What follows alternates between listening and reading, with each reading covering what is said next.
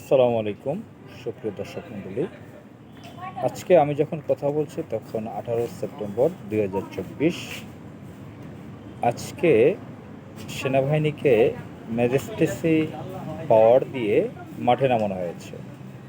আজ থেকে টানা 2 মাস সেনাবাহিনী মাঠে থাকবে। তারা যৌথ অভিযান নামে যে অভিযান বলা হচ্ছে সেগুলো পরিচালনা করবে, অর্থাৎ সন্ত্রাস দমন করবে।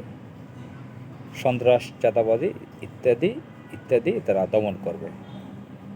সেনাবাহিনীর মতো যারা কমিশনপ্রাপ্ত অফিসার তাদেরকে এই ম্যাজিস্ট্রেসি পাওয়ার দেওয়া হয়েছে। সুপ্রিয় দর্শক মণ্ডলী, আপনারা জানেন যে সেনাবাহিনী 2001-এর অক্টোবর মাসে যে নির্বাচন হয়, জাতীয় নির্বাচন, তখন বিএনপি জামাত জোট সরকারে আসে। এর কিছুদিন পর 2002 সালে বাংলাদেশের সব জায়গায় মোটামুটি সন্ত্রাস, চাঁদাবাজি খুব বেড়ে গিয়েছিল। এটা দমনের জন্য তৎকালীন নির্বাচিত প্রধানমন্ত্রী বেগম খালেদা জিয়া এই সেনাবাহিনীকে সেম ম্যাজিস্ট্রেসি পাওয়ার দিয়ে নামিয়েছিলেন। তারা ক্যান্টনমেন্ট থেকে লোকালয়ে সব জায়গায় চলে এসেছিল। তারা বিভিন্ন জায়গায় তাঁবু টানিয়ে বসবাস করছিল, যৌথ অভিযান পরিচালনা করছিল। ওই অভিযানটার ওই 3 মাস সময়টিকে তারা বলেছিল ক্লিন হার্ট অপারেশন। এরপরে বিভিন্ন ধরনের সন্ত্রাস চলতে থাকে। এগুলো হচ্ছে যে ইন্ডিয়া পরিচালিত যে সন্ত্রাসী সংগঠন আওয়ামী লীগ, তার বাহিরে যেই সরকারে আসুক তাকে অস্থির করতে, অস্থিতিশীল করতে সেই সরকারকে ভারতীয় যারা এজেন্ট আছে তারা এই কাজগুলো করত, বিভিন্ন সন্ত্রাস তৈরি করত, অস্থির পরিবেশ তৈরি করত। সেই সময়টা সেটাই হয়েছে। বিএনপি জামাত জোট সরকারে ছিল, সেটা তারা সহ্য করতে পারেনি। তো তখন কি হয়েছে আমরা দেখেছি যে চিতা, কোবরা, র্যাব, এই যে র্যাপিড অ্যাকশন ব্যাটালিয়ন, এর বাইরেও চিতা, কোবরা নামে বিভিন্ন পোশাক দিয়ে নামিয়েছিলেন লোকজন। র্যাব আপনারা জানেন যে এই বিএনপি সরকার তৈরি করেছিল। সেই র্যাব অল্প কিছুদিন পরই তাদের সুনাম ক্ষুণ্ণ হতে থাকে। তারা কালো পোশাক পরে যে মাস্তানি শুরু করেছে, সেনাবাহিনী থেকে এখানে অফিসার হিসেবে এসেছে, পুলিশ থেকে এসেছে, বিভিন্ন মানুষের সাথে যে অন্যায় আচরণ করেছে তা সারা বিশ্ববাসী আজ জানে। সেই র্যাবকেই ভারত পরিচালিত সন্ত্রাসী সংগঠন আওয়ামী লীগ, যারা রাষ্ট্র ক্ষমতা দখল করেছে, তারা র্যাবকে ব্যবহার করে বাংলাদেশকে একটি নরকে পরিণত করেছে। যে নরক শব্দটা বলে না, নরক বলতে দোজক, যেটা এক ধরনের দোজক। হাজার হাজার মানুষকে গুম করা, হত্যা করা, ক্রসফায়ার দেওয়া, এগুলো তারা করেছে। সেনাবাহিনী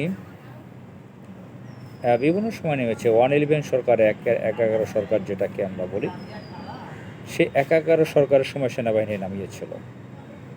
তো আমরা যেটা দেখেছি, এই সেনাবাহিনীর লোক, সামরিক বাহিনীর লোক, ডিফেন্সের লোক, তারা বিভিন্ন সমাজের প্রভাবশালী ব্যক্তিদেরকে ধরে শাস্তি দিতেন, ভালো মন্দ বিভিন্ন সন্ত্রাসীদেরকে দিতেন। তো এতে যেটা হয়, আমাদের সোশ্যাল পরিবেশ নষ্ট হয়, ভারসাম্যহীনতা তৈরি হয়। প্রচলিত আইনে সারা বিশ্বে যতগুলো দেশ আছে, অধিকাংশ দেশে প্রচলিত যে আইন আছে, বা ইসলামের আইনও যদি দেখেন, এভাবে মানুষের বিচার করতে পারে না। কেউ যদি অন্যায় করে মামলা হবে, গ্রেফতার হবে, তারপরে বিচারের মাধ্যমে বিচার হবে, বিচার ব্যবস্থা আছে। কিন্তু সামরিক বাহিনীর লোক হঠাৎ লোকজনকে ধরে মারবে, কাটবে, পিটাবে, অপমান অপদস্থ করবে, অন্যায় ফাইন্ড আউট না করে, প্রমাণিত না করে হঠাৎ করে তাদের এই কাজ করা, এগুলো অন্যায়। এটা নিয়ে বাংলাদেশের বিভিন্ন সুশীল সমাজ, বিভিন্ন ব্যক্তিগণ, বিভিন্ন সমাজের বিভিন্ন স্তরের লোকজন এগুলো নিয়ে কথা বলেছেন। আমরা সেগুলো শুনে আসতেছি বছরের পর বছর।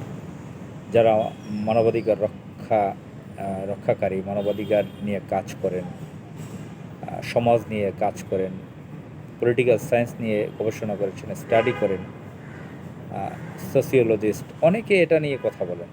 ব্যক্তিগতভাবে আমিও বলার চেষ্টা করি যে শুধু বাংলাদেশ না, যে কোনো দেশের সামরিক বাহিনী ডিফেন্সকে এই ধরনের কাজে ব্যবহার না করাই উত্তম। যদি ঠেকে গেলে যেটা হয়, আমরা তো সেনাবাহিনীকে বিভিন্ন বিপদের সময় কাজে লাগাতেই পারি, অনেক সময় বন্যার সময় কাজে লাগায়, আগুনের সময় কাজে লাগে, বড় বড় দুর্ঘটনার সময় কাজে লাগানো যেতে পারে, এক্সেপশনাল খুব সিরিয়াস কোনো কিছু ঘটে গেলে। কিন্তু যখন তখন সেনাবাহিনীকে রাস্তায় ট্রাফিকের কাজে,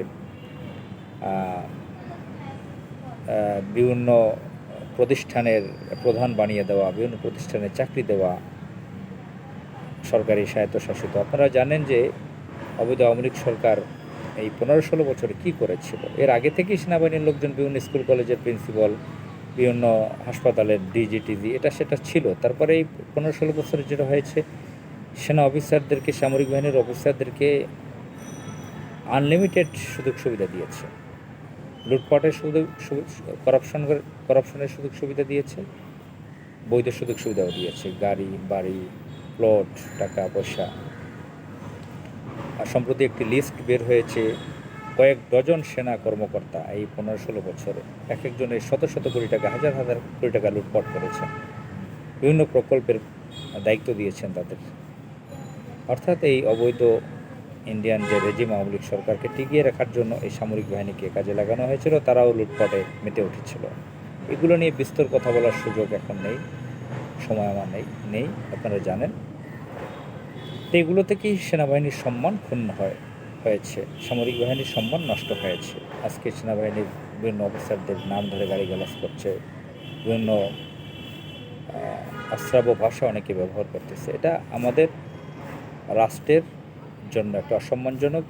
যে কোনো রাষ্ট্রের জন্য সামরিক বাহিনী, বিমান, নৌ বিমান, সেনা এটা সম্মানের জায়গার। তারা দেশের সার্বভৌমত্বর জন্য কাজ করবে। আমাদের বাংলাদেশের সার্বভৌমত্বের জন্য সামরিক বাহিনীর খুব প্রয়োজনীয়তা রয়েছে, তাদের গুরুত্ব রয়েছে। দেখেন, মায়ানমারের মতন একটা অশিক্ষিত দেশ, সন্ত্রাস দেশ, তারা কীভাবে বাংলাদেশের অভ্যন্তরে গুলি করে তাদের দেশের নাগরিক 10 লাখ থেকে 12 লাখ লোক আমাদের বাংলাদেশে ঢুকিয়ে দিয়েছে। আমাদের যখন তখন আমাদের দেশে গুলি ছুড়ে আমাদের জায়গা দখল করে, ভারত আমাদের সীমানে কি করে। তো এই জন্য আমাদের সামরিক বাহিনীকে, সেনা, নৌ বিমান, সকল বাহিনীকে সেটার জন্য সক্ষমতা অর্জন করা দরকার, প্রস্তুত থাকা দরকার, শক্তি অর্জন করা দরকার, ক্যাপাসিটি অর্জন করা দরকার, ট্যাকটিক্স জানা দরকার, যে দেশকে কিভাবে তারা রক্ষা করবে।